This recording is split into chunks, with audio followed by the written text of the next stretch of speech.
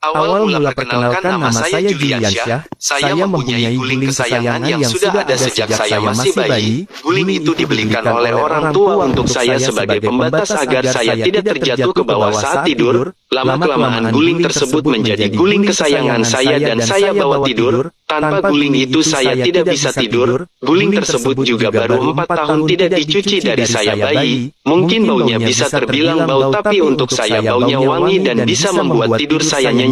Tanpa guling itu saya sangat sulit untuk tidur. Guling kecil ini dulunya 2, lalu karena sudah rusak tinggal 1 dan dijadikan 1. Akhirnya saya hanya memiliki guling kesayangan 1 dan itu pun orang tua saya sudah mengatakan mau dibuang, namun saya menolak. Lalu mau bagaimana lagi, saya masih mempertahankan guling tersebut.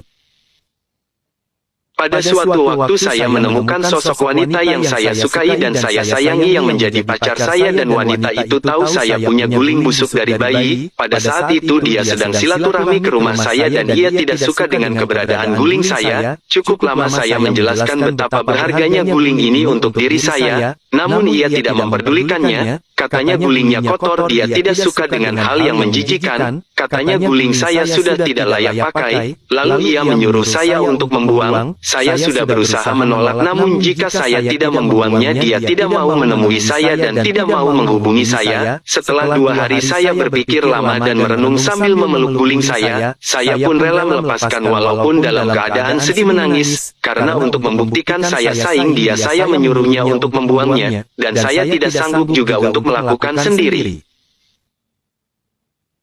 Setelah melakukan perjanjian agar dia mau berhubungan lagi dengan saya dan kami pun ketemu dan membawa guling tersebut di suatu daerah tempat pembuangan sampah, dan ia dengan teganya merobek guling saya dan ia rusak lalu ia buang, karena ia berkata jika tidak dihancurkan guling ini maka kamu bisa saja mengambilnya kembali nanti. Setelah selesai akhirnya kami pun pulang, dan saya sangat sedih dan menangis ketika guling satu-satunya yang saya miliki sejak kecil sudah tiada dari kehidupan saya. Akhirnya setelah sampai rumah saya dihibur oleh dia dan dipujuk supaya saya lupa dengan guling itu dan dimasakin. Akhirnya setelah berhari-hari saya mulai belajar ikhlas, dan saya terbiasa tidur tanpa guling kesayangan saya. Namun hal yang tidak saya inginkan terjadi, ia tiba-tiba pergi meninggalkan saya setelah 3 tahun kemudian, dan ia mengatakan ada sosok pria yang ingin menikahinya dan dia pergi selama-lamanya meninggalkan saya dan tidak pernah kembali. Kemarin padahal dia berjanji tidak akan pernah meninggalkan saya, akan tetapi dia pergi menikah dengan pria lain. Hati ini sangat hancur sehancur-hancurnya.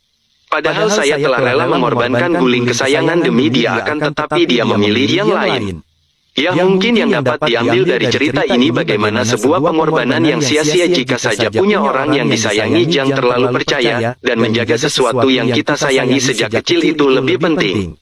Sekian, terima kasih yang sudah mendengarkan cerita singkat saya.